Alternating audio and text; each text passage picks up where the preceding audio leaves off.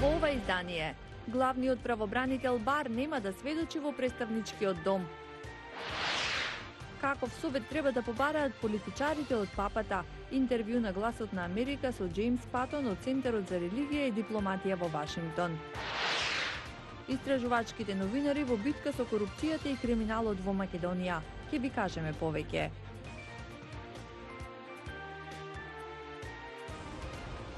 Ова е Ньюсфлеш на Гласот на Америка. Јас сум Анита Шијакова. Комисијата за правосудство на представничкиот дом денеска се состана на сослушување за извештајот на специјалниот советник Мулер за мешањето на Русија во американските избори. Од одделот за правда соопштија дека планот на председателот на Комисијата за правосудство, конгресменот Джералд Надлер, главниот правобранител Бар да биде испрашуван од вработените е несоодветен, додавајќи дека правобранителот е подготвен да даде одговор само на директни прашања од конгресмените. Бар вчера неколку часа сведочеше пред Сенатската комисија во врска со заклучокот дека немало обструкција на правдата од страна на председателот на САД Доналд Трамп и за неговиот надзор за завршување на извештајот на Мулер. Хуан Гуаидо, самопрогласениот председател на Венецуела, повика на генерален штрајк во целата земја. Тоа е неговиот најнов потек во напорите за соборување на Мадуро. На улиците во Каракас веќе 2 дена се случуваат насилства и судири. Една жена загина откако била застрелана во глава за време на протестите во Каракас. Повредени се десеттици лица. Соединетите американски држави ги заострија економските санкции за Иран со тоа што денеска ги прекинаа отстапките кои што досега им овозможуваа на некои од најголемите купувачи на нафта во земјата да продолжат со набавките. Со укинувањето на отстапките за 8 купувачи, државниот секретар Мајк Помпео вели дека САД ќе извршат максимален притисок врз иранската влада. Партиите во трка по гласови. За да успее вториот круг на гласање, треба да излезат најмалку 40% од запишаните избирачи. Владимир Мирчевски ги има деталите. Председателската кампања влегува во финишот. Двата табора се борат за секој глас. Се бара поддршка и од неопределените и од граѓаните кои во првиот круг го поддржаа, Блер им река. Штабовите и на Пендаровски и на Силјановска сметаат дека аргументите се на нивна страна и дека токму нивниот кандидат ќе биде новиот шеф на државата.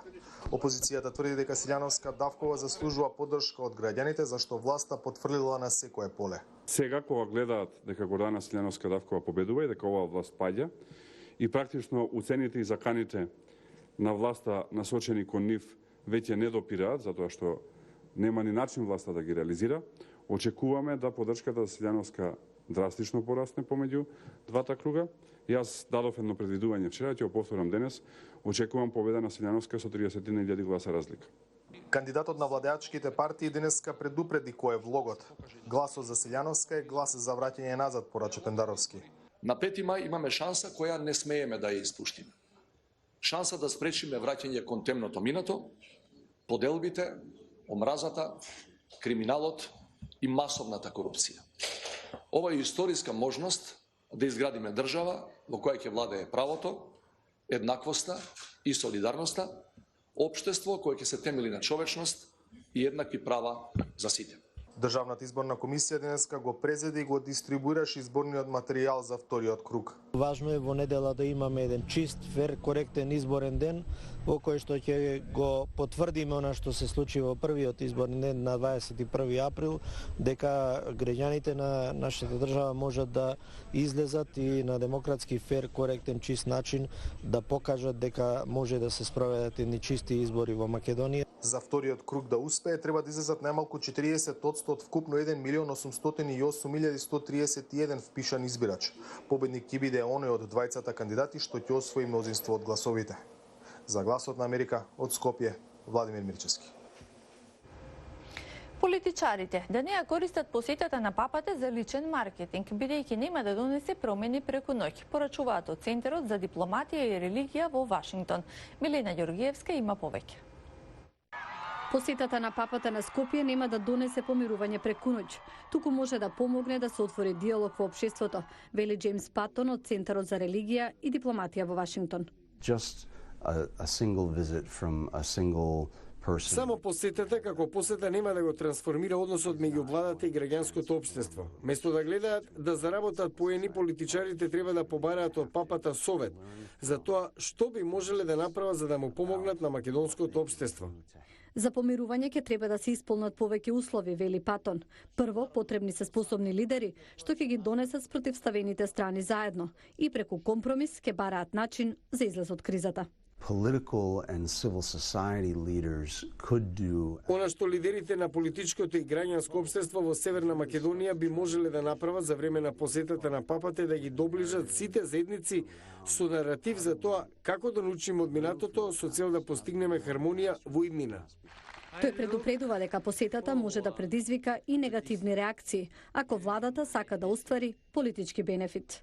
The real risk, though, Вистински ризик е што посетата може да има негативен ефект за политичарите ако се обидат да искористат за нивна лична промоција и имидж, со цел да го подобрат политичкиот рейтинг. Тоа ќе го препознаат граѓаните и ќе доведе до нивна поголема одбивност кон политичарите од претходно. Патон не гледа само можна политичка порака, туку и пораки за меѓуетничка хармонија, социјална правда и човекови права. Зад мене се наоѓа најстарата католичка црква во Вашингтон Свети Патрик. Тука беше папата во 2015 година, за време на неговата посета на САД. На овој настан се сеќава и Ребека Каталди, која била дел од толпата што излегла да го види папата во Вашингтон. Градот никогаш не бил попозитивен, вели таа. Се надевам дека и Северна Македонија ќе го има истото искуство, независно дали луѓето што ќе излезат се религиозни или не. Ова ќе биде повод да се зголеми пријателството и мирот за доброто на заедницата. Таа верува дека посетата ќе предизвика инспирација за позитивна промена и порача граѓаните да ги наполнат телефоните, за да го искористат моментот да го сликаат папата и да направат селфија.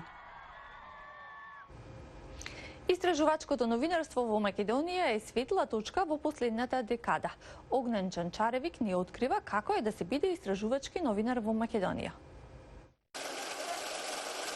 Стотиците милиони евра за проектот Скопје 2014, офшор фирми и сметки, перење на пари скриени собственици, моќници во спрега со криминалци.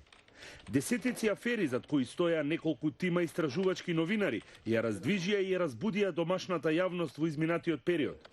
Извадија на површина многу валкани јалишта кои чистите бели крагњи се обидуваа да ги зацкријат од јавноста и од граѓаните. Од почетна информација до пласирана сторија, подкрепена со докази, потребни се многу труд, упорност, знаење и храброст. Како е да се работи истражувачко новинарство во Македонија? Тешко.